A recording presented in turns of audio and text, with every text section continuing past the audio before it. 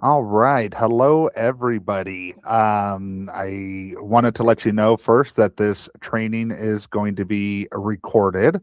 And so this is a training about the residential 1 to 4 real estate disclosures training that exists. And so we're going to go over all the documents that are in a residential transaction, just the disclosure documents specifically. So things like the TDS, the seller property questionnaire, the statewide buyer seller advisory, supplemental property taxes, all the documents that consist or what you need in order to turn in to your broker in order for to get paid, in order to be DRE compliant, in order to protect yourself, in order to protect your clients.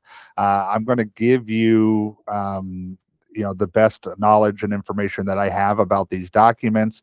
There are certain documents that we are going to talk about specifically, meaning that we're going to go into a little more detail. There's other documents we're going to kind of skim through based on the importance of the document or how I think the liability will cover for you. And so I'm just going to go ahead and kind of get into the training right away. And so give me a second. I'm going to go ahead and move my slides around a little bit. So slideshow from beginning. Okay, I gotta share the screen. Give me a second. So share screen. Okay, let's see. Remove those. Give me a second. All right, share my meeting. Where is that screen? Perfect. Okay. Give me a second. I'm going to find this. Trying to get into slideshow, play from current slideshow. Is that the screen you're looking at? I see you on my screen. Give me a second. Let's see. Share.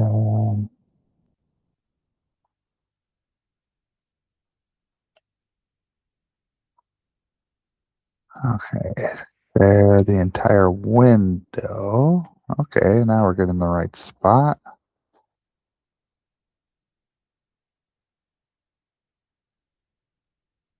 Let's try this again. I'm going to share this window. Share. Okay, perfect. And then we're going to play from beginning. Okay.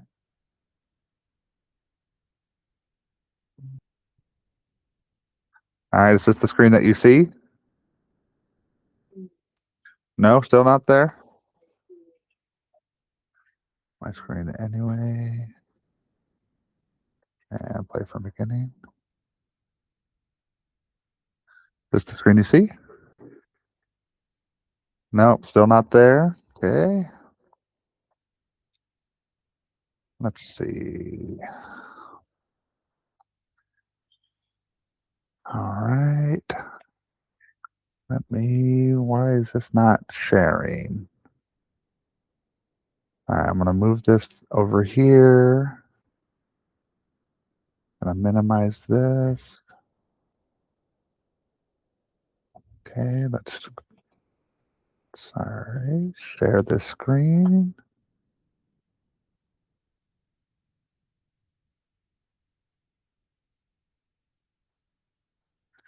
All right, here we are. Okay, we are now sharing the right screen. And so welcome everybody. And so a little bit about me, Jason Kreutzer, broker owner of Signature Realty and Loans, also the area leader for San Diego County of Epic Realty. And so today's training is going to be about the real estate disclosures. Who needs them? Who do they protect? What do they even see? What do they even say?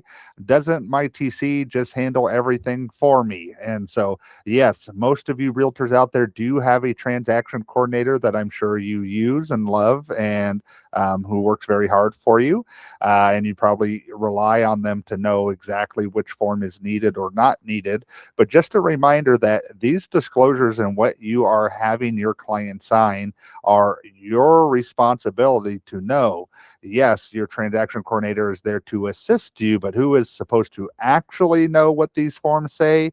Who is exactly supposed to sign these forms? These are all your job as a real estate agent to know that information in order to better protect yourself, better protect your clients, and just know what to do overall in this situation. So um, okay, we're gonna move. All right, so real estate disclosure. So this is the actual definition of disclosure: the act of revealing known material facts or information that may affect the value, desirability, or condition of a property. So anything that could affect the value, desirability, or condition of a property. So those are some pretty general statements out there as far as what is perceived to affect value in one person's eyes versus the other eyes.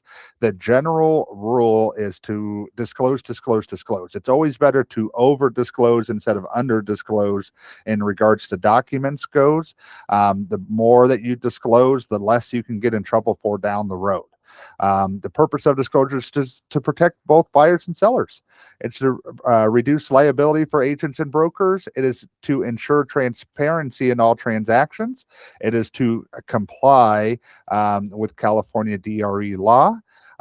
And real estate disclosures are how you actually get paid for completion of a real estate transaction. So many agents don't realize that when you do a real estate transaction, you're not just showing property, getting them in, and negotiating the contract. Over that 30-day or 45 or 60-day escrow period, however long your escrow period is for that, your broker has a required checklist of documents that you have to turn in at the end of the transaction in exchange for your paycheck. So that package of real estate documents, or your file, your real estate file, includes not only these disclosures, but they include a lot of other things like escrow information, escrow instructions, commission instructions, home inspections, natural hazard disclosures, your listing agreement, your buyer broker agreement, your agency forms. All of those documents are consist of what your real estate file is and what needs to be turned into your broker in order to actually get paid. Most people, hire a transaction coordinator to help manage those documents in order to, well, when the file closes, they want to get paid on the day of closing. And so some agents who are strong with their paperwork, I know, do it themselves. Other agents who are not as strong with their paperwork hire out transaction coordinators. And just other productive, busy agents know the importance of a TC to help manage your time in order to keep you making the real money, which is what, marketing, which is what you should be doing as an agent, is marketing, is in my personal and professional opinion. All right, we're going to go on to the next page. So this is an example here of the real estate file checklist. Okay, so I got this from one of my transaction coordinators that I use. And so this is what she uses in order to figure out whether or not your file is complete or not complete, or what is still missing. And it's just an example of what else is there. So at the top, it has the offer doc. So your purchase contracts, your counter offers, your addendums, proof of funds, pre-approval letters, everything that it took to make it an offer. The next item is your contingencies. So these are things that are listed in the purchase contract as a contingency for you to have. The next items are the required disclosures. So the required disclosures are disclosures that are generally required by 99% of the brokers out there. 99% of the brokers out there have a very similar checklist in order to be California DRE compliant.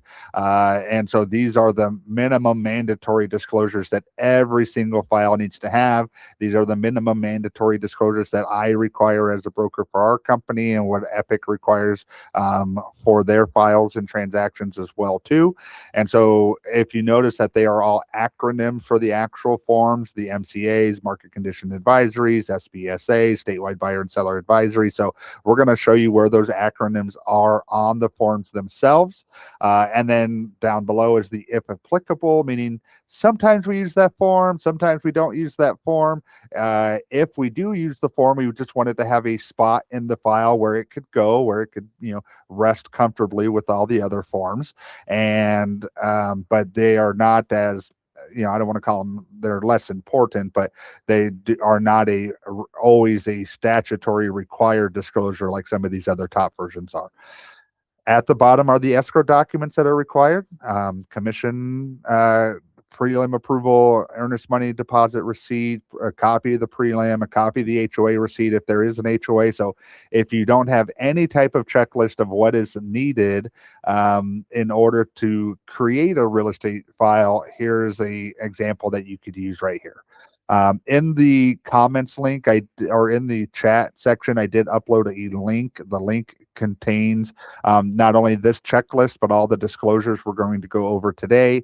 Feel free to click it. Feel free to use it. It is, as of May of 2026, an updated list. Depending on when you're watching this video, some forms might have changed since then, but today is I'm going to be using all of today's forms. And so all right, who creates real estate disclosures? So real estate disclosures are created from a few different entities. So the most popular one is CAR, California Association of Realtors. They create many of our industry standard forms. They're created by CAR legal attorneys in order to, Association of Realtor attorneys, in order to protect us as brokers and agents, and the consumer, of course, too. Your yearly dues that you pay to CAR, NAR, your local boards, all that type of stuff, there is funds that are taken out of those that are given specifically to the legal team in order for them to constantly create new forms for us, follow and manage real estate laws that have been updated, update forms as needed, all that fun stuff that kind of go along with it. So 90% of the forms that we will be reviewing today are produced by the California Association of Realtors, but they are not the only ones who can create forms. Other people who create forms is your local board of realtors. So in San Diego County, the local boards have created a local area disclosure. So just a disclosure that tells you all the pluses and negatives about San Diego County. Like we have a lot of military bases, but military bases create noises, and we have bad traffic and bad parking sometimes, but a lot of crazy attractions like the zoo and Melrose in certain neighborhoods and all those things. So disclosures can be created by the boards. Brokers can create office-specific disclosures for risk management, such as a affiliated business disclosure, other local disclosures. Agents who are party to a transaction may draft disclosures that are unique for the property condition. So if there is something weird going on in your transaction and you think it's important because it affects a value, desirability, or marketability of the property, and you want to protect yourself, you as an agent are allowed to make any disclosure that you want. You just write it down on a piece of paper, make it, have everybody sign it.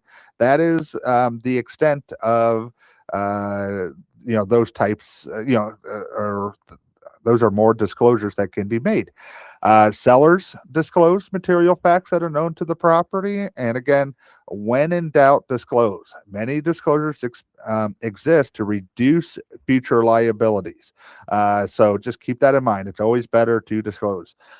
Anybody can create a disclosure who is a party to a transaction. So buyers, sellers, escrow officers, brokers, anybody who's a party to a transaction can make a disclosure. So we're going to go on. This is a funny little disclosure that I got from a transaction coordinator or a TC group. It's the real estate disclosure for nothing. And so address 123 Just Because Road. The purpose of this disclosure is to create a disclosure just because I can. It's fun to create meaningless pieces of paper to irritate everybody. It will most likely not appear or not apply to this property, but I created it just to make more paperwork for everybody else in the transaction. It's a little joke. I also wanted to disclose I may from time to time try to get you to sign disclosures that are completely irrelevant to this property just because I want you to, and for no other reason than I don't understand any of them. So why not just use all of them? If you don't like it, I want you to just sign them anyway, because there are certain times that there are disclosures out there that do not apply to your transaction. And sometimes signing disclosures that don't apply to your transaction creates more liability for yourself than less liability. So this is a big joke that just says there are so many people who don't know what disclosures do or how to apply them to their transaction. They just believe because they were on a checklist for their broker, I must need them all. And that's not always the case. And so it is always important to know what you are disclosing to your clients and whether or not that applies to our specific property, because sometimes you're having them sign their rights away before they actually even knew that they existed. I want to disclose to you that I may from time to time forget that you have sent me a document I have requested, and that then ask for it again and again and again.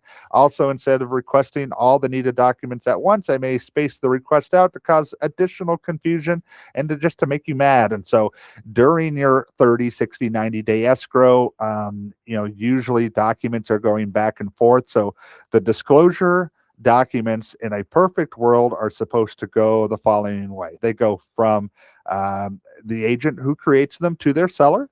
The seller completes them, gives them back to their agent. The agent then sends them to the buyer's agent. The buyer's agent gives them to their client to review and sign. Once the buyer signs them, they give them back to their agent. Their agent sends them back to the seller's agent with any additional disclosures that they may have or need for their particular broker. And then it's just a big giant shuffle paperwork back until the very end, which includes final walkthroughs, request for repairs, all that other type of stuff. One last thing, when we get started on this transaction that you'll not forget, I want to disclose that I use a transaction coordinator, which is really doing all the work anyhow. I require you to CC the coordinator on everything, along with myself, my partner, my assistant, my transaction file, every single email. I will yell at you if you don't, and if you send it to me alone, I will pretend I didn't get it. I don't care if you have multiple deals going on at once. I'm trying to keep track of 100 different people because I'm the only one that matters. And so this is, again, a big joke of there are just people out there who just want to get CC'd on everything, who want to clog your emails with stuff, specifically disclosures when they think it's slowing down their paycheck. But who can create disclosures? Anybody can create disclosures, is what this form is trying to prove. So if you need a disclosure, talk to your broker, talk to your transaction coordinator, talk to whoever you need to about what you're attempting to disclose to make sure that it is applicable to our particular property. But this is just a big, again, joke that you can literally disclose about anything and nothing at the same time. All right. All right. Fear no document or disclosure. So before we get into the actual disclosures, I want to teach you a little bit about how to just read documents. Okay. So here's an example of a document. So this is our real estate transfer disclosure statement, our TDS for short.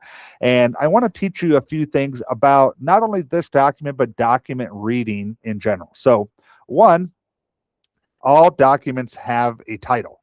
So right here, title, real estate transfer disclosure statement. So without knowing anything else about the document, without reading it, without looking at it, without knowing anything else about the document, I know that this document is telling me about real estate transfer and disclosure. So those are all words that I know that it's something about the house that they're trying to disclose to me, and about the transfer of the property.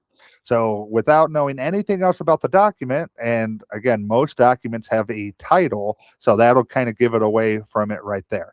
Um, uh, let's see. I'm going to go to number 3. Most documents have a logo of where they were created, car, brokers, etc. So in the top left corner, you see the big California Association of Realtors logo. So any document that's created by CAR or the California Association of Realtors has their logo branded onto it. So now I know where the document came from. So if I need to track down what, if I have questions about the document, I know I can call the California Association of Realtors. If it's from a local board, I know I can call the local board to ask additional questions about the document. So, these are just things that I'm gleaning from, uh, going on.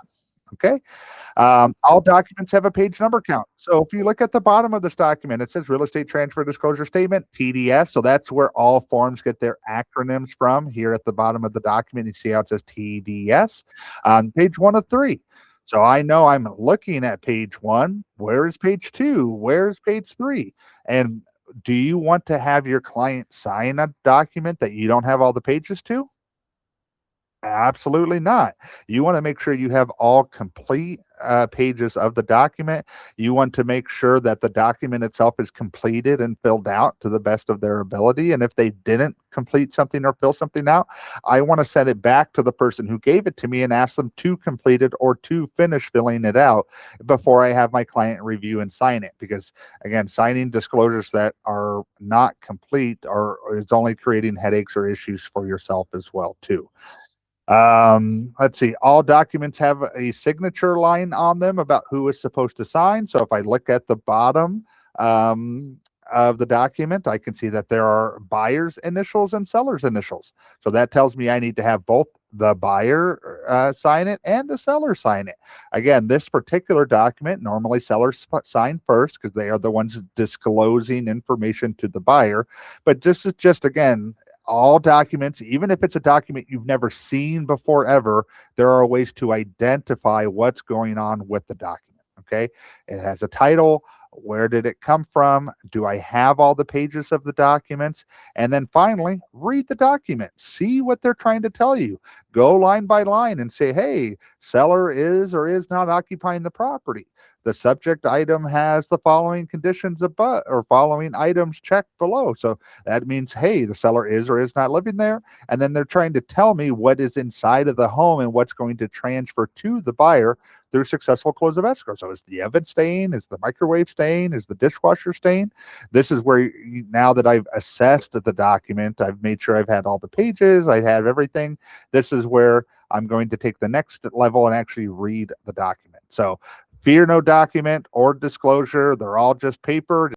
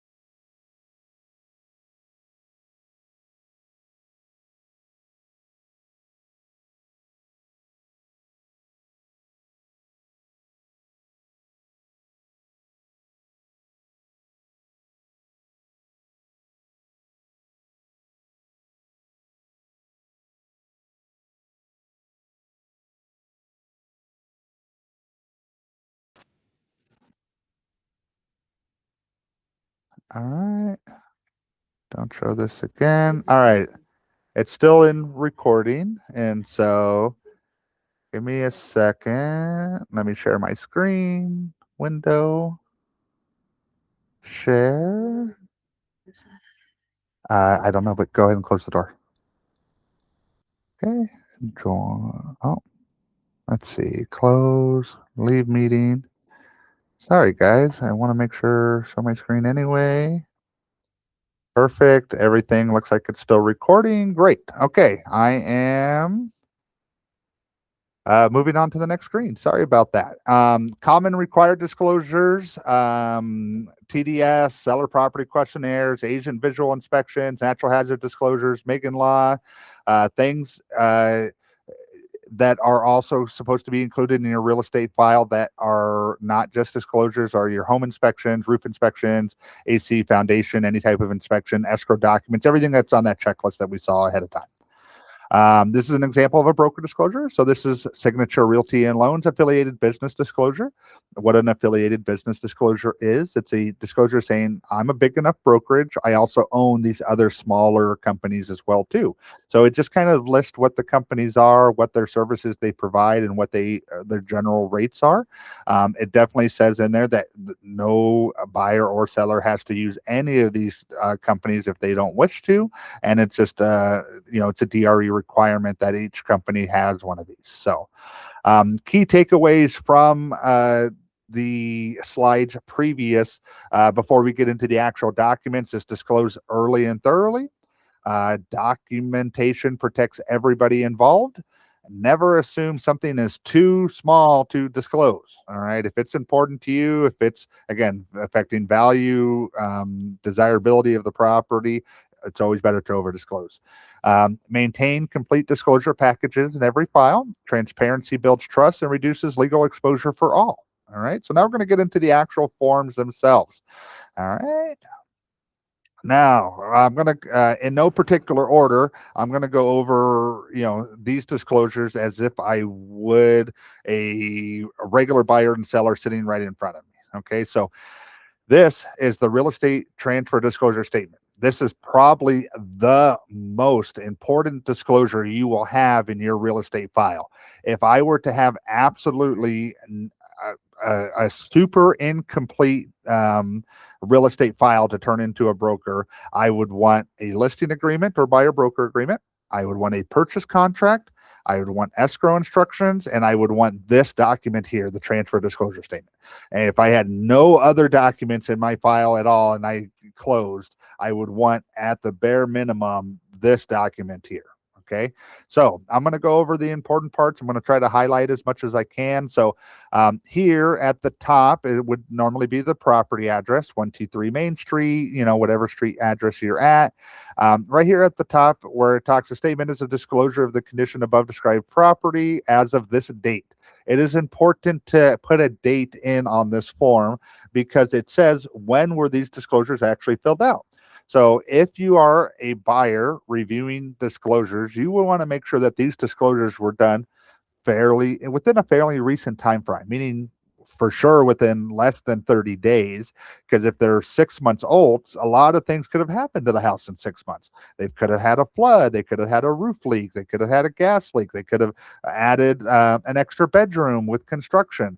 And so in general, you want to be looking at that date on top in order to figure out what is the date of when these were completed. As we come down to the form, seller is or is not occupying the property. Seller checks the box. I am living there. I'm not living there. One, boom, boom. The section A, this is where they're actually going to check the boxes of what items are going to be within the purchase contract itself. And so, what is staying with the property and what will transfer? Is the range and oven staying? Are the microwave and dishwasher staying? Does the property have rain gutters, washer and dryer hookups, smoke detectors, septic tanks, a pool, a water heater? So, just the seller is responsible for checking these boxes, and and if they're unsure if there is or is not something as far as the document goes, it is important for them to not check the boxes. It's better to not check the box and get the buyer's hopes up of it is there and it will and it's not going to transfer, as opposed to it is for sure there and they're now kind of disclosing that it's for sure there and kind of guaranteeing that it's going to be there. more questions at the bottom. What type of roof is it? Is it a tile? Is it a shingle? Is it composition? Is it, and then how old is it? Is it 5 years old, 10 years old, 1 year old? I don't know. You can literally write unknown or I don't know for some of these questions, because if you don't know, you don't know. You can only disclose what you do know. They're not trying to catch you up on anything that you don't know. So, and then at the very bottom, are there, to the best of your knowledge, the seller, anything that is not in working order? So all the items that they checked above, the oven, the microwave, the dishwasher, is everything working or not working to the best of your knowledge? So this is that opportunity for them to disclose. All right, going to the next page. Hey, page 2 of the document. Again, more questions. So just to kind of train your eyes, you see all the yeses and nos, right? Yes, no. Yeses means that there is something wrong with the property. No means that there is nothing wrong with the property and they're not going to tell you anything. So yeses are what you're training your eyes for. And then just kind of go through the questions with your owner. Are you aware of any hazardous material in the property? Lead-based paint, radon gas, mold, fuel chemical storage? No, no, no. Any features of the property shared in common with your neighbors, such as walls, fences, driveways? With condos, obviously you share walls, you share pools, you share parking spaces. With a home, everybody thinks, oh, I have a house, I don't share anything. Well, most houses share a side yard fence with your neighbor. So unless you have two fences, his fence, your fence, or their fence is your fence, then most people share fences. And so anytime I get these disclosures and a seller accidentally marks no to that question, that's when I kindly ask them to please correct the document, because again, most the homeowners, they have fences or things like that. More questions. Have you had any room additions done without permits? Are you aware of anything not to building code?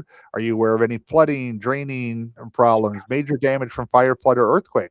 Does the property have a homeowners association? Does the property have CC&Rs? What common areas come with the HOA? Is there pools, tennis courts, uh, parks, fishing ponds, all that fun stuff? So now I know some of these questions have really long answers. Some of these questions are no, no, no, no, no as you're going down. But if there is a situation where you do not have enough space to write in that little section there what your answer is, feel free to turn that piece of paper over and continue to write onto the document your longer explanation, or get an extra sheet of paper. That's an option as well too. And you can say, hey, in regards to question C7, go ahead and here's my answer for that question now as well too. And so let's see, more action. Kami pala. Perfect. Let's see, Utah. All right, I'm going to the next page. So page 3 of this document is just the signature page. This is where both buyers and sellers sign. So you can see the buyer and seller signatures here on the screen. Up here at the top is where the agents disclose. 90% of agents in this market are checking the box, see attached agent's visual inspection disclosure. Both offices that I work for, Signature Realty and Epic Realty, require agents' visual inspections on the property. And so that is a separate form or disclosure you have to add to it. You check that box and it's a C attachment, but everybody signs. Agents on top, buyers and sellers, agents again down here below. Okay, that is the transfer disclosure statement. I'm going to go to the next one. We are now on the seller property questionnaire. So the seller property questionnaire is just more questions that the seller gets to answer. Again, same type of thing. Anything yes that you check on this form needs to have an answer of some sort. Anything that's no, you just check the box and keep on going, keep on going. Has anyone died in the property in the last 3 years? Did you have a meth lab in or beneath the home ever? Is the property located next to an industrial zone? Is there noise from the non-existent industrial zone? Have you had any insurance claims in the last 5 years? Is the property a condominium or in a planned unit development? So again, your sellers are reading these questions. They are checking the boxes appropriately. Anything they mark yes to, needs to have an answer to it. So here at the bottom, they will go ahead and initial again, because again, we're looking at the title, we're looking for initials, and we're looking for how many pages. So this is page 1, page 2. More questions. Have you, as the seller, done any alterations or modifications to the property? Have you done anything for renewable energy, such as solar panels? Has any part of the property been painted in the last 12 months? Have you owned the home for less than 18 months? Anything wrong with the heating, air conditioning, electrical, plumbing, polybutylene pipes, water, sewer, waste? And again, you as an agent are not supposed to be answering these questions. You can talk to, you can speak to your seller if they have questions about the form itself, but as far as giving the answer, you can't. And again, all these questions are posed to the seller. Are you, the seller, aware of? So they either, if they're aware of it, they disclose it. If they're not aware of it, it's a no, and they keep on going. Okay. Disaster relief from fire, flood, or earthquake. Domestic water storage tanks on the property. No, no, no. Has the property had any water intrusion to it, meaning roof leak, slab leak, anything like that? Problems with mold or mildew, any rivers or streams or floods that go through the property. And so I have a property in Big Bear that I rent out via Airbnb. I am in my particular property has a seasonal creek that goes through it. It literally starts at one corner of my property, cuts through my property, winds a little bit, goes underneath my house a little bit, and then continues on to the neighbors' properties and the neighbors' houses and so on. That's only in existence when it snows and for about 2 months afterwards, because just everything's so saturated. So, I would have to mark, yes, I have a seasonal creek that goes through my property. Most properties do not. Page 3, did you have pets in the property? If so, 2 dogs, 1 cat, 3 lizards, 2 birds, whatever your pet is. Are there giant stains on the floors or smells from the pets or animals? Yes, no, yes, no. Do you have any boundary disputes between you and your neighbors? This is my tree, this is your tree, this is my fence, this is your fence, that type of stuff.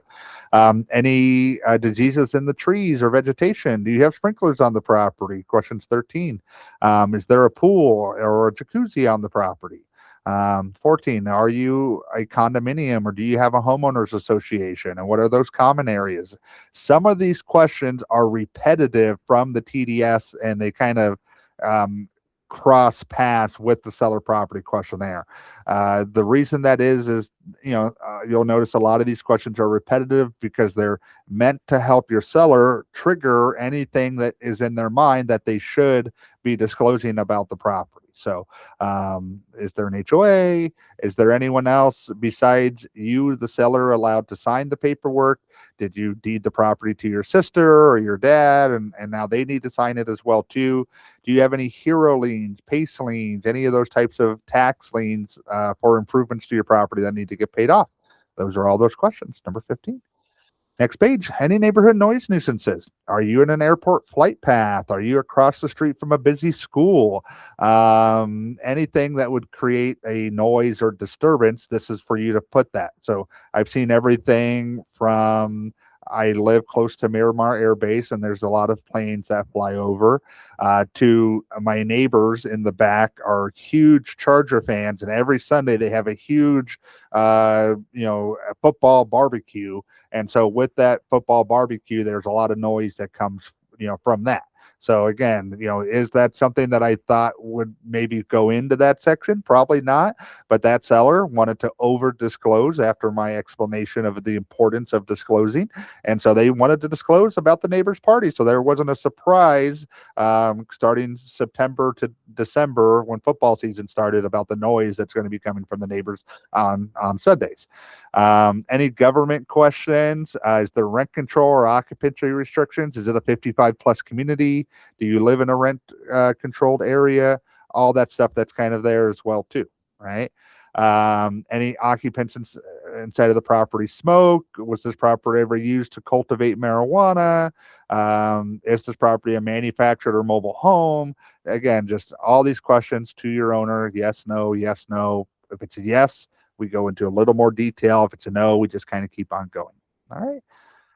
All right. So The next disclosure, the notice of your supplemental property tax bill. I like to do this disclosure first because it always confuses the most amount of people, and it's important for me just to kind of rip the band-aid off and close it. So, sup, you can see at the top title, supplemental property tax bill, right? So everybody is aware of real estate taxes. You buy a home, your mortgage payment includes your principal, interest, taxes, and insurance. Most mortgage payments include your principal, interest, taxes, and insurance. So your property taxes are based off your sales price. So if you buy a house for 500,000, your tax rate's 1.2%.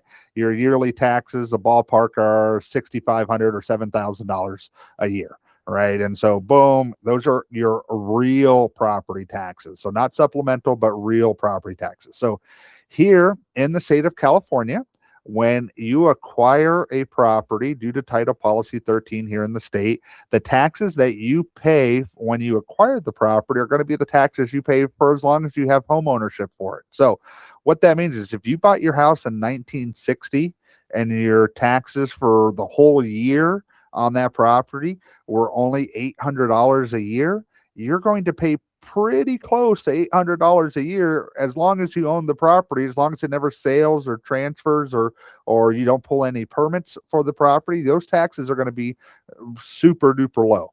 So people who have owned their properties for 20, 30, 40 years, sometimes you'll notice that everybody else around them is paying an $10,000 a year tax bill, and they're paying $2,000 a year. It's because of the length of their ownership. And here in this state, the year that you acquire your property, those taxes are going to stay pretty close to what they were when you first acquired it. As opposed to other states, New York, where they reassess your value every single year.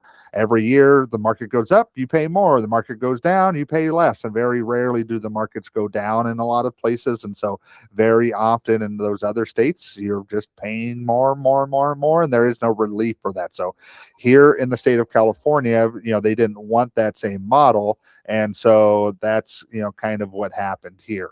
The But in order to not lose out on all that money, in order to help recuperate some of that, the state of California created a what's called a supplemental tax. So what a supplemental tax is, it's a one-time tax that every buyer in the state of California pays for when they acquire a real property, meaning like actual land. So not mobile home in a park, not business opportunities, but anytime you acquire real property, residential or commercial, you will pay a supplemental tax. What a supplemental tax is, again, it's a one-time tax that either levies the either underpayment or overpayment of the previous person's taxes and how long they've been paying that rate for. So I have had situations where a seller who has owned their property since the early 70s, lived in it, never did anything to it. My buyer came in, bought the property from them, and because they had been paying that $2,000 rate for 50 years, plus now the taxes have risen, and my guy came in and just bought the property. His supplemental tax was a $13,000 tax bill. So that is not the property taxes. It's a one time, has to do it. Where he had to pay the $13,000 supplemental tax bill to balance out the underpayment of the previous seller.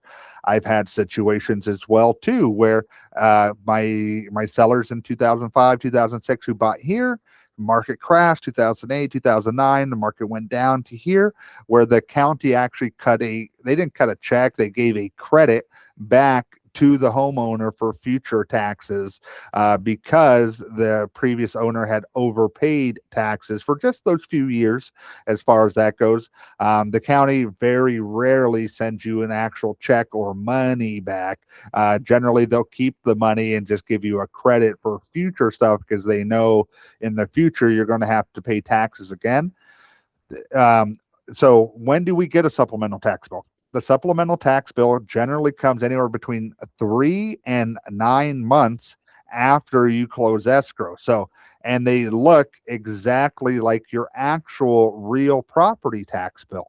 So, you buy a house 6 months later, you get something in the mail that looks like your property tax bill. Most owners go, "Oh, my lender pays my taxes and insurance for me." So they take that bill and they throw it right in the trash because they don't believe that they have to pay it because their lender pays their taxes for them. Your lender pays your real property taxes. They do not pay the supplemental tax. That has to be paid for by the buyers themselves separately than their mortgage payment and everything else. Um, and so, is that a shock to most buyers? It absolutely is. And so, it is important that we are explaining to them that this bill is coming. For property taxes like San Diego County, Riverside County, LA County, Orange County, they give us a calculator: purchase price times 1.2% plus special assessment. So, again, $500,000 purchase price, $7,000 a year tax bill. They give us an easy calculator. They do not give us a calculator for supplemental taxes. Okay. And so, and the reason that is, it's because it's all about the rate the previous seller was paying, and how long they've been paying that rate for. On average, because I've closed a lot of transactions, on average, most people's supplemental tax bill that they get ranges anywhere from 1,500 to 3,500 is what I would consider a reasonable or normal supplemental tax bill, even if the guys lived there 10 or 15 years. You know, in general, an average is anywhere between 1,500 and 3,500. So that is the purpose of this form, is to explain all about those supplemental taxes, and that and how do buyers get out of it? They can't.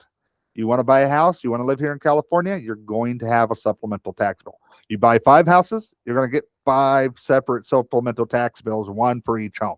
And so it's not a recurring thing. You'll never have it again after the initial purchase or payment, but be prepared. You will have any buyer, and you should be preparing your clients that they will have a supplemental tax bill. Okay.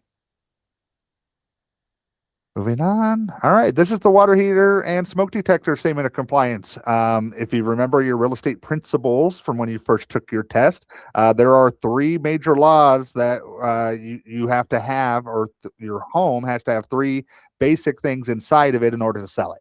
And you have to have if you have a water heater, you have to have a strap over it. If you have to have smoke detectors, and the new third law that recently came out about 10 years ago now is the carbon monoxide detector. So those are the 3 laws: smoke, water, CO2, smoke, water, CO2.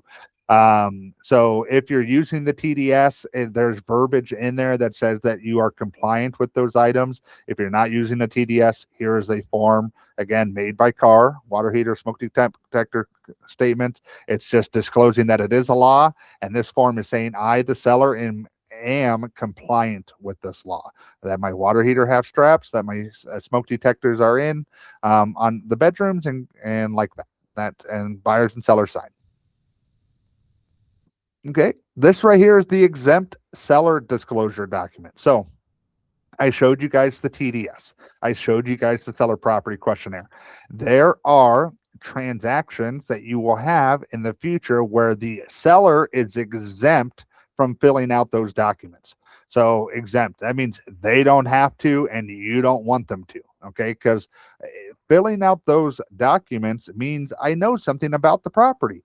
And there are certain types of sales, whether they're bank owned, whether they're successor trustee sales, where those types of owners and how they acquired the property, they truly do not know anything about the property. And so even though they are exempt from filling out the TDS and seller property questionnaire, we created this special form called the exempt seller disclosure, meaning that even though I'm exempt for providing certain disclosures, these are truly the bare minimum questions of what you need to answer to know about the property, or disclose to a buyer about the property. Has anyone died in the property? Are you aware of a meth lab in and beneath the home? Are you next to an industrial zone? Are you a condominium ship? Have you had any insurance claims in the last 5 years? Yes, no, yes, no, yes, no. Same situation with the TDS and SBQ. Answer truthfully, answer to the best of your knowledge. If you need more papers to answer more, just write it in, write it on the back, just get it all done. Okay, seller buyers. All right. This is another one. So this is one of my favorite disclosures. It is my second favorite to the TDS as far as importance goes. So statewide buyer and seller advisor. So just from the title, I know the state is trying to advise my seller of something and it's trying to advise my buyer of something. Okay. And so, what the state on this form is trying to advise the seller to do is that your number one job as a seller is to disclose as much about the property through those disclosures we just went over, the TDS and that seller property questionnaire, right? And what this document is doing is it gives the buyer, it advises the buyer that their number one job as a buyer is to inspect anything you want to know about the house, not just the disclosures that the seller gives us, but do your home inspection. If there's a well, do a well inspection. If you buy a house for the purpose of putting a pool in the backyard, you or adding a second story, you better go to the county and figure out whether or not your lot is big enough to put a pool. You better find out from a contractor if your footings are thick enough in order to build a second story, or if you're going to have to knock it down to the ground and pour 12-foot footings instead of the 6-foot footings in order to hold the weight of a second story house.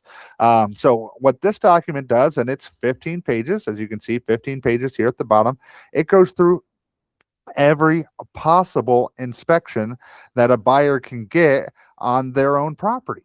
In regards to, they have to pay for it and have it inspected. And if they do that inspection, they have to give a copy of it. But some of these inspections don't even apply to the property. So, like, this is a well and water system. If you're on city water and you don't have a well, then you don't need to have a well inspection, but it's a great disclosure of 15 pages, just advising you, and specifically advising the buyer of all the different types of inspections that they can get about the property. And so anything that they want to know, go ahead and figure it out and let's pay for it, or tell your realtor and we'll advise on who we have for that inspection, and we'll go and make it happen. Um, most in most transactions, I should say, you start with your general home inspection. If your general home inspector finds something wrong with the roof, you bring in a roofer. If they find something wrong with the HVAC, they bring in an HVAC guy. So most real estate transactions, you start with your basic home inspection, and then you expand on your inspections from there. So, but this form is just saying, hey, 15 pages of stuff that you can do. Tell me if there's anything you want to do with them. Okay. Okay. Next form. This is the lead-based paint disclosure. This is this form right here. This number one is saying, I, the seller, do not know about any lead-based paint in the home. If I know about lead-based paint, I got to write it into these lines right here at the top. So I either know about lead-based paint or I don't. If I don't, those items stay blank. The seller signs, the buyer signs. This form is only required if your subject property is built before 1978. The reason why 1978 is specific is because in 1978, that's when lead-based paint was officially outlawed and illegal. You can't, they're not making lead-based paint anymore. They water-based or oil-based, but definitely nothing lead-based. And so in 1978, so they figure any homes built after 1978, because that's when lead-based paint was, deemed illegal, that there shouldn't be any new paint going on to those walls for anything that's newer than that. So this is your lead-based paint disclosure. It's only required if your property was built prior to 1978. There's the agent signatures. Yep, page 2. Megan's Law database disclosure. So this is a disclosure advising both sellers and buyers that there are child sex offenders everywhere. And if you have children when you're buying your home and you are considering purchasing a home and you want to make sure there are not child sex offenders in your area, there is a website, meganslaw.ca.gov, where child sex offenders are supposed to be registering. Once upon a time, sex offenders had to live in certain areas away from certain distances of schools and do certain this, that, or whatever. So there wasn't very many. If you go on to this meganslaw.com website now and you type in your address, it'll look like your screen has chicken pox because, sadly, there's just a lot of people who have been offenders, and they don't have the same requirements as they once used to. And so you'll just see that there are a lot of, those types of people everywhere. And if you are a buyer who is concerned about, sex offenders in the area, here is the website for you to be able to go and look anytime that you want. It's our job as agents just to disclose to them that that website exists, and here's proof that we told you that. You as a buyer need to go and inspect anything that you want to know about the property. Parking and storage disclosure. This is a disclosure where the seller is disclosing to the buyer what parking options do they have. Do they have this I see used most often in condominium ships, where they either do or don't have assigned parking, and so this is or assigned garages. So this is their opportunity to say, this is my parking space. This is how many parking spaces I have. If I pay extra for it, this is how. Do I have a garage? Do I not have a garage? This is that form that you would use just to disclose where your parking space is and like that. Okay. Buyer's inspection waiver. Okay, you as a agent or broker require agents and their buyers of a transaction to either have an inspection or to waive an inspection, because in our real estate files we need to have either the copy of the home inspection report or a waiver for the home inspection report. So um, as realtors, our job is to always advise to get a home inspection. No ifs, ands, or buts. If it's they're purchasing a home that they did not own it, then our job is to advise to get a home inspection no matter what. Just advise, advise, advise. Home inspection, home inspection, home inspection. Now, doing real estate for a long time, are there situations where a buyer may not do an inspection? Of course. I have had clients who were tenants or renters in a property for 3 years. The owners decided that they didn't want to be a landlord anymore, so they decided that they wanted to sell the property. When so I helped them with the purchase contract. I said, do you want to do a home inspection? They said, we've already been living here for 3 years, so we know what works, what doesn't work, that type of thing. So I said, okay, I understand why you don't want to spend $400 or $500 on a home inspection, even though you've lived here and you know more about the house than the seller does. For my real estate file, I need to either have a home inspection or a waiver. This is the waiver for them to sign to say, nah, I don't want to do it. If I'm doing a crash transaction with an investor buyer who's going to literally go into the home and rip out everything and make it all new cosmetically, and so they're not going to spend $300 on an inspection because they know they're going to just rip everything out and replace it anyway. That's another reason of why I've had waivers for inspections in the past. No problem. You either need an inspection or a waiver. This is the waiver. And you can waive different types of inspection. One is the general home inspection. Two would be termite inspection. Three would be anything else: roof inspection, septic inspection, well inspection. Any inspection that is typically required for that particular property, you either need an inspection or you need to waive it. Okay, this is that form. All right.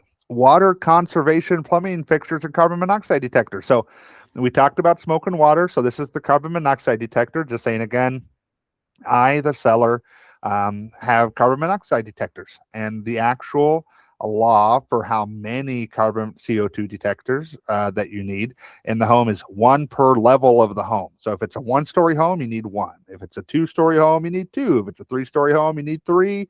If it's some downtown skyrise that has 4 stories and a loft, you need one per each level of the home. So one per minimum. Now the water conservation plumbing fixture. So here in the state of California, you know that we are in a constant state of water crisis. We're constantly having a drought. We're constantly asking to only water our grass on Mondays and Wednesdays when the drought gets really bad. We're in a constant. So back in the 1980s, the state of California said that all of our water fixtures for any new homes or any new improvements to homes, they have to be retrofitted for low flow, meaning the sink faucets, the shower heads, the toilets, the all the water fixtures, that emit, they need to be retrofitted for low flow in order to help conserve water here in the state. And so there are certain counties, specifically LA County, that they literally make you pay an inspector to go to the home and verify that all your water fixtures are retrofitted for low flow, your shower heads, your sink faucets, all that type of stuff. Right now, other counties, Riverside County, San Diego County, Orange County, are not as aggressive as LA County is in regards to the water conservation, but here's the form saying I, the seller, am compliant. Here's the form. Keep on going. Go from there. Okay. All right. Fire hardening and defense space disclosure. So this is a disclosure that is required anytime that you are selling a home that is in a high fire hazard area. So most of California is in a high fire hazard. Not all of it. If you're Central City, if you're downtown, those aren't considered high fire zones. But anything inland mostly is considered a high fire area.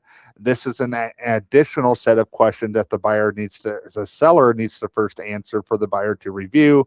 Just talking about what type of roof coverings you have, whether or not you have spark arresters on your chimneys, whether you have anything in regards to vegetation around the home.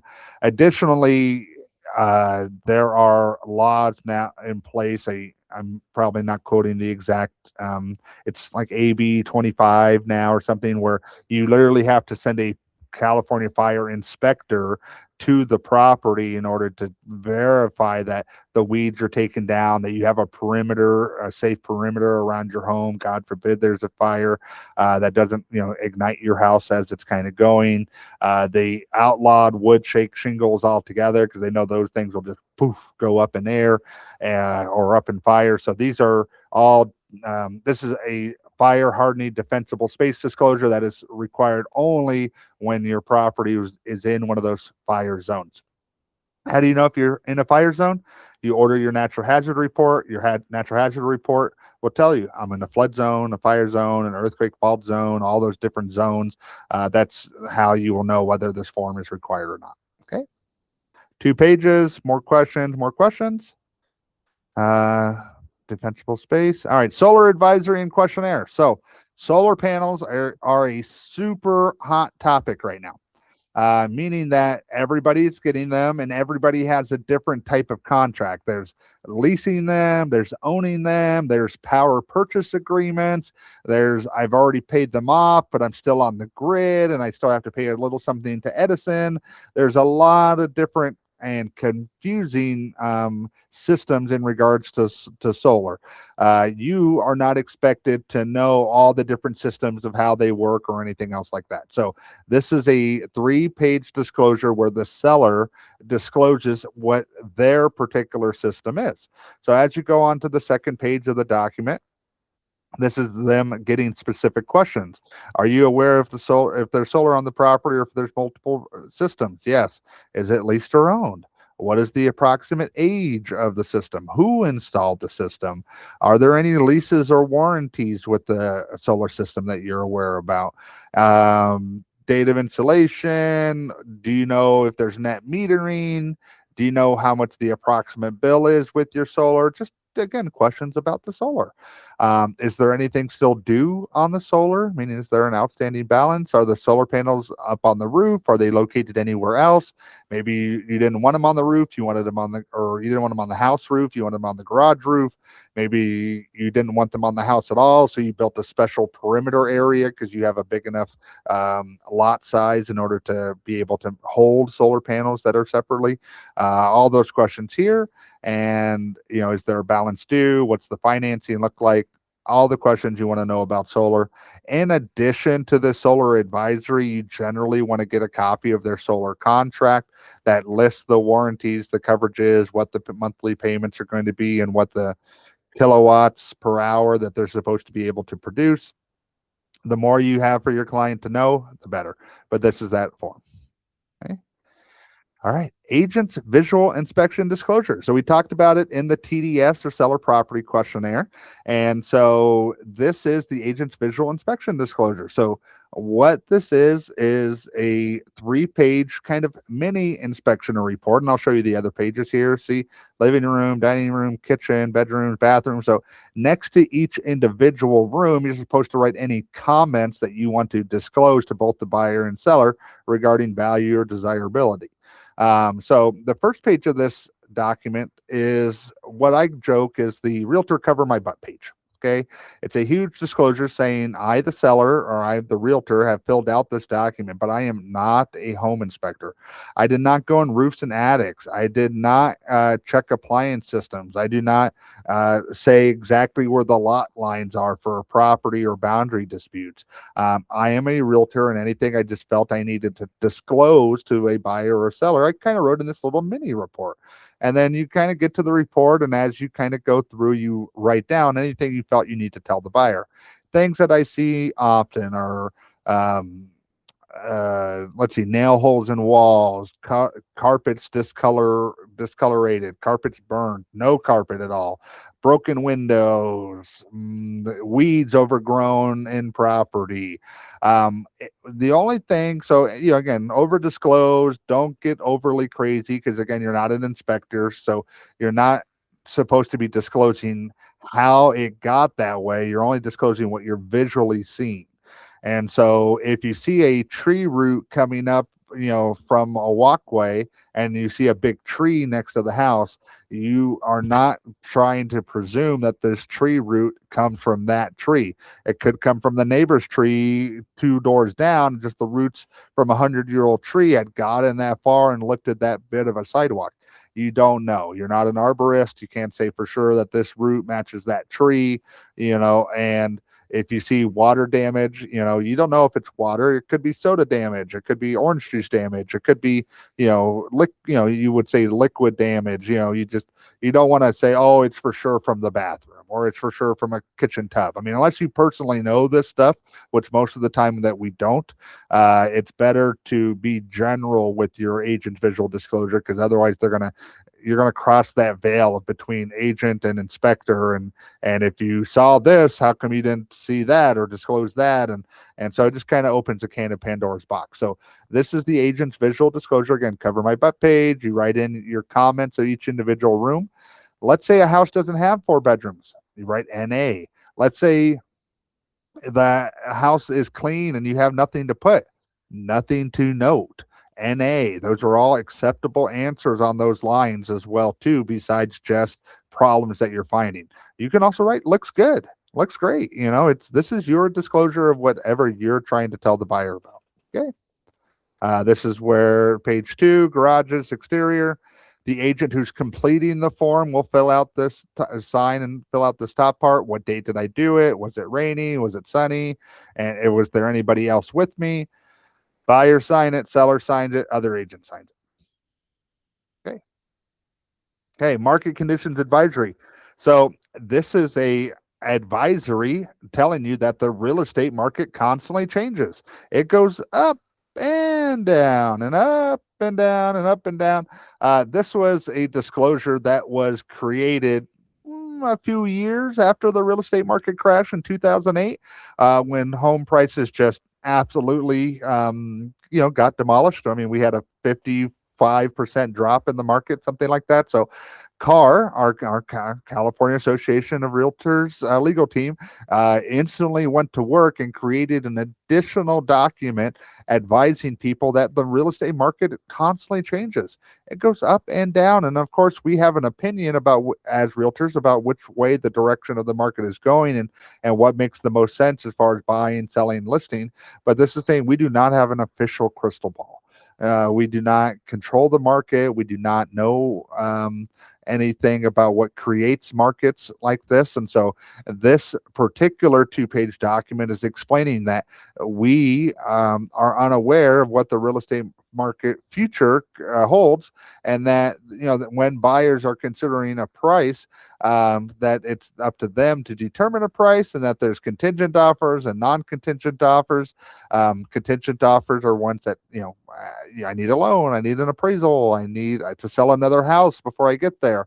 So these are all things for you to consider as far as multiple offers like that. Okay. Seller's FERPTA and non-foreign status. Seller's affidavit of non-foreign status. So I'm going to explain the laws that apply to this form.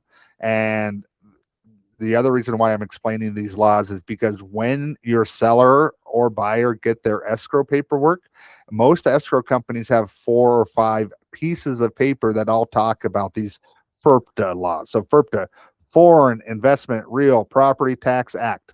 Foreign Investment Real Property Tax Act. Okay, so here in the United States, when you go to sell your property, so not buy, you can buy being a foreign national, meaning a non-citizen or somebody who doesn't have a social security number. You can buy here in the state, but when you go to sell your property, if you are not a U.S. citizen, the federal government will tax you 15% of the property or of the sales price every single time just to walk away. So, you're selling a house for 500,000, 15% of that is, $75,000. They will take that right off the top of the purchase price or off your proceeds and give it to the IRS as your um, uh, payment for taxes that would normally have been due on the property. But since you're a foreign national and you don't have a social security, most foreign nationals don't pay taxes, and so this is the only way the government can recuperate some of that money that they've been making off our real estate market or real estate economy. So how your sellers are exempt from that? They have to be able to check one of these boxes in 3A. I'm either it's and the wording's a little backwards. I am not a non-resident alien for U.S. income taxation, which means I am a U.S. citizen. Here's my social security number. I pay taxes. Boom. You are exempt right away from the 15%. Um, Furthermore, here in the state of California, if you acquire the property as investment property, meaning property you did not intend to be your primary residence, or you did not live in the home the last two of the last 5 years, the IRS classifies that as an investment property, and the state of California, not the IRS, the state of California Franchise Tax Board classifies that as investment property. And when you go to sell, they want to withhold a 3.33% of the purchase price as a prepayment to the capital gains tax you have to pay at the end of the year anyway. And so the reason that is because the state's broke, and anytime they get a chance to get money up front, they're going to go ahead and take it. So they do not tax either the federal government, IRS, or the state of California on when you sell a primary residence up to 250,000 for individuals, 500,000 for married couples. Of profits on the property. So I buy a house for 200,000, I sell it for 400,000, and I lived in it at least 2 years. I'm going to keep that $200,000 of profits in my bank account and not get taxed on it.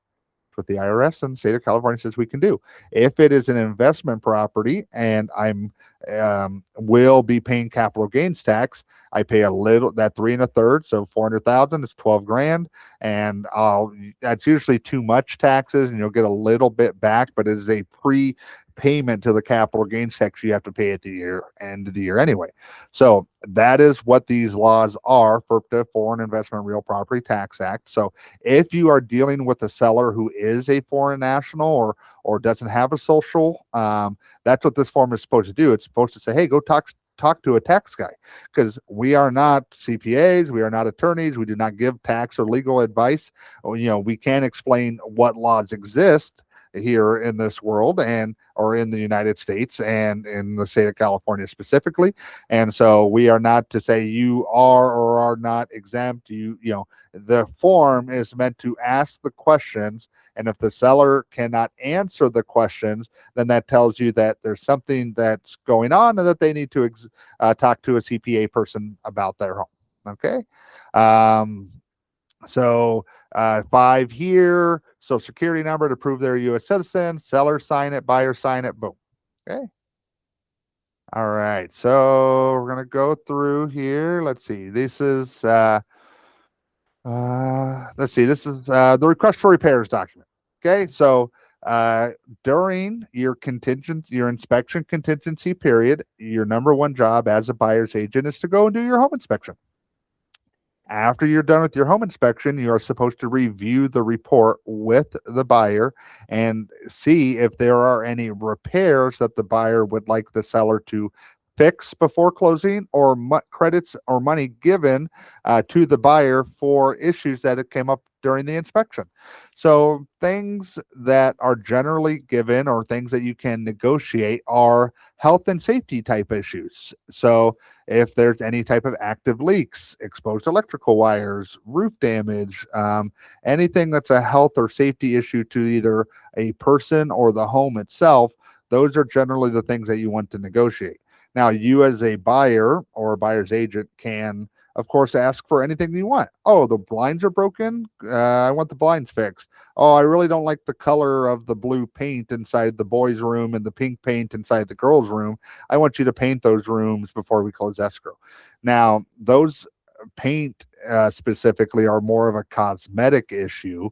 And so you, as a buyer or buyer's agent, can request the seller to fix those cosmetic issues. But most experienced agents know that those are cosmetic issues and they will deny your request for repairs.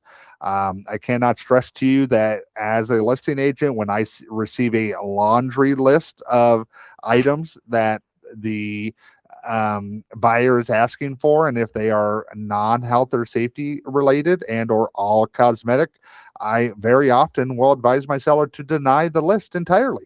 We're not going through and nitpicking, and the home is what the home is. And so if there are specific items that are health or safety that are concerning to you, go ahead and redo it and remake it, and we'll talk about it then. But in general, it is this is that form. So this top section one is where the buyer makes the request. Um, this bottom, oh, sorry. This bottom section number two is where the seller gets a chance to respond. Yes, I will fix it. No, I won't fix it. I will fix some things, but not all things. I will fix nothing, but here's $5,000 for a credit. Instead of a credit, I will reduce the purchase price by X amount of dollars. These, and then there's the buyer's acceptance or denial of the seller's response. So buyer's request, sellers respond, buyers get to re-request or approve that seller's response. So this is that form that you would use in order to make that happen. Agency disclosure. So this is just the piece of paper that says you are officially hired as my agent. So you have a listing agreement when you're a seller and a buyer broker agreement when you're a buyer side. Those forms uh, lay out the terms of your employment. They say, how long is our contract good for? They say, if I do a good job, how much am I expected to get paid? What types of homes are we selling? How much are we going to list your home for? The listing agreement and buyer broker agreement are the terms of your employment contract. This agency disclosure form, this is the actual piece of paper that says you're hired. You're the one I'm choosing to help me make my real estate decisions. And so, please go ahead and, you want to get this signed right away. Your real estate principles and practice from way back when you first were getting licensed talk about agency disclosure quite often and the importance of getting it done immediately upon the relationship being created. This is the form. Buyers and sellers sign it. You sign it as the agent/broker, and that's this form. Okay. All right.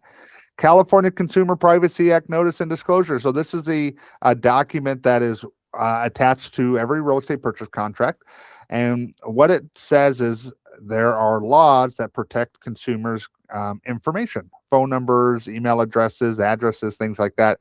And so what this is saying is, hi, Mr. Buyer or seller, tenant, landlord, that although you are giving me a lot of personal information, name, date of birth, socials, phone numbers, emails, all those things, that I do not sell this information to anybody. that I am a part of the Consumer Privacy Act, that I keep the information on record on file for people like myself who need the document or don't need the document, or need the information, don't need the information. But I don't sell any information. Other people might sell stuff. I don't sell stuff. And we, as your broker and agent, don't sell stuff. And so that is the Consumer Privacy Act notice and advisory. All right. Voila. So that let's see, that is our class on real estate disclosures. And so let's see, I'm going to go back here. I'm going to pin this. All right. So thank you so much for coming to the class. Hopefully you learned a little bit more about the forms and exactly what you're having your client sign. I know it's a lot of forms. Okay. And you're not expected to know everything on day one. I know it takes some time to learn these forms. Please go ahead and click on the link and download a set of the forms, print them, read them, take notes on them. So that way, if whenever you or your transaction coordinator send out this giant, list, what we went through is like 70 pages. There's 70 pages of information that we're supposed to have memorized to know what's going on. So if your client says, hey, what is this form? You want to have some basic knowledge about what the form is. So very often when they see that DocuSign and I just ask them, what is the title of the document? Usually from the title of the document, I know what form they're looking at, and then I can get into the specifics of what they want to know in order to answer their question. So, it's a lot, rely, or you want to know as much as you can for yourself. Your broker and transaction coordinator and team admins and all those people will help you understand the forms better. But just, that's, it is your responsibility to know what your clients are signing and whether or not they should or should not be signing the document at all. Because again, there are certain transactions where just some documents don't apply, and we only want to have our clients sign documents that apply to a real estate transaction and not just because they're on a checklist for our broker. Thanks for coming. If you have questions, I'm going to stay on afterwards to see if there are any questions. But I'm going to end this recording. I hope you've had a great day. Bye. End this recording. Hi, Jason. Can you hear me? I can, Ms. Cruz. Oh, okay. You. Hi. I have a question. You mentioned something about downloading the forms through a link, but I don't see the link.